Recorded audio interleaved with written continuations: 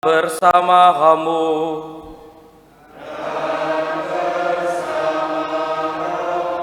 Inilah Injil suci menurut Yohanes.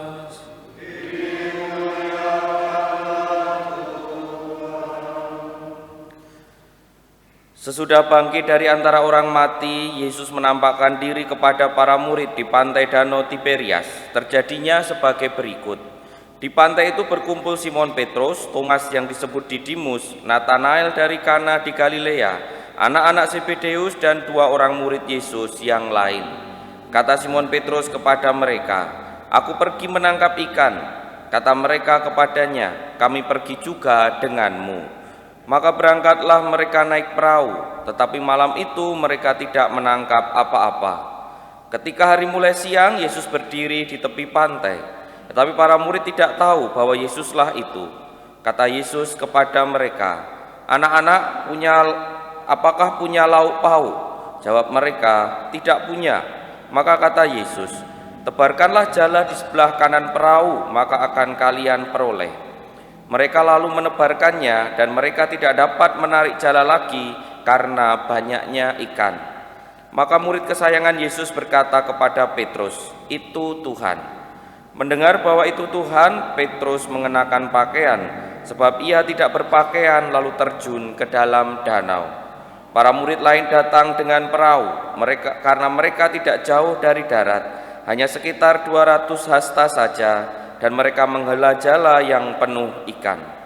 Sampai di darat, mereka melihat ada api arang, dan di atasnya ada ikan dan roti. Kata Yesus kepada mereka, "Bawalah beberapa ikan yang baru kalian tangkap."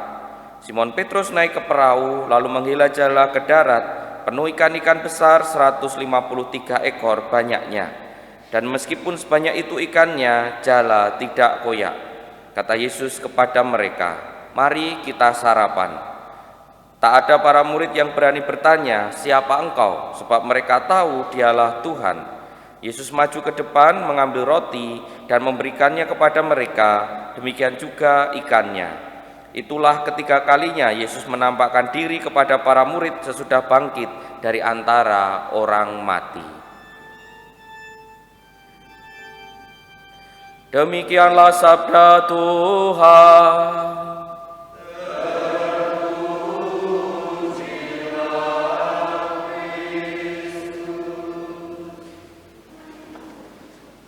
Para romo, bruder, suster, bapak, ibu, dan saudara-saudari yang terkasih dalam Tuhan, hari ini kita masih melanjutkan permenungan sebagai seorang saksi Kristus atau saksi kebangkitan Kristus.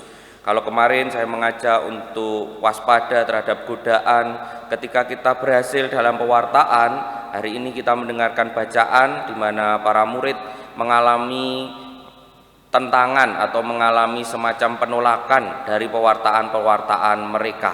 Pada bacaan pertama kita mendengarkan bagaimana Petrus dan Yohanes, masih rangkaian kisah yang kemarin, itu justru dipanggil untuk di pengadilan pada waktu itu di hadapan imam-imam kepala dan ahli-ahli Taurat.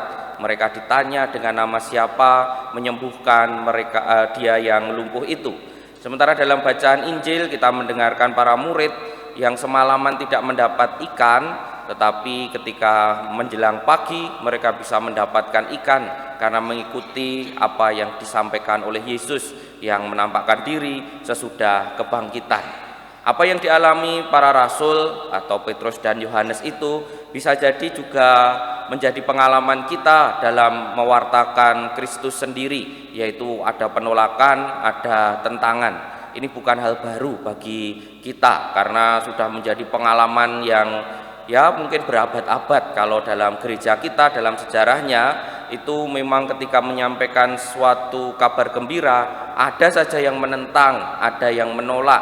Bahkan kadangkala kita dalam gereja sendiri, ketika kita membawa sesuatu yang mungkin beda dari sebelumnya, ya sama-sama Katolik tapi bisa saja berbeda dalam pandangannya karena tidak saling berkomunikasi atau salah paham yang terjadi. Saat itulah kita ditantang, saat itulah kita mungkin mengalami godaan yang lain, yaitu untuk segera entah ngelokro, entah tidak mau lagi mewarta atau takut dan lain sebagainya. sebuah hal yang wajar. Kita sebagai manusia, kalau kita dibenci orang itu kan juga tidak senang. Kalau kita ditolak orang itu kan ya rasanya sedih. Kalau orang tidak memperhatikan itu kan rasanya juga nggak nyaman.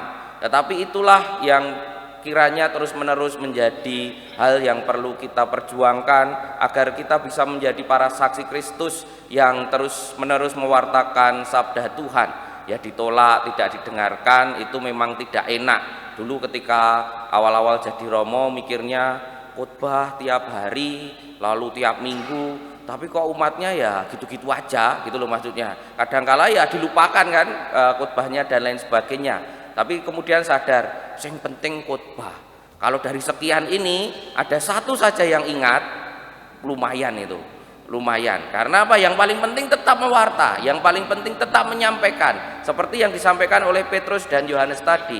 Ketika kita tetap menyampaikan, ada saja pasti orang yang kemudian tergerak, ada saja orang yang kemudian berubah, entah pelan-pelan, entah radikal, berubah dari buruk menjadi baik, atau pelan-pelan menjadi lebih baik, pasti ada saja. Tugas kita itu mewartakan. Ketika ada orang yang kemudian mungkin menolak, menentang, atau tidak peduli, ya nggak apa-apa, itu urusan mereka. Karena kita tidak bisa mengontrol apa yang mereka pikirkan tentang yang kita wartakan.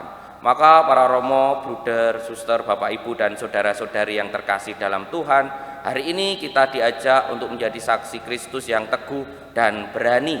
Keteguhan dan keberanian ini sangat penting ketika kita mungkin mengalami tentangan, mengalami penolakan maupun tidak diperhatikan. Mari kita hening sejenak, mohon kekuatan dari Tuhan. Karena godaan untuk berhenti, untuk ngelokro, untuk tidak lagi menjadi pewarta juga muncul karena kemanusiaan kita pula. Kita hening sejenak.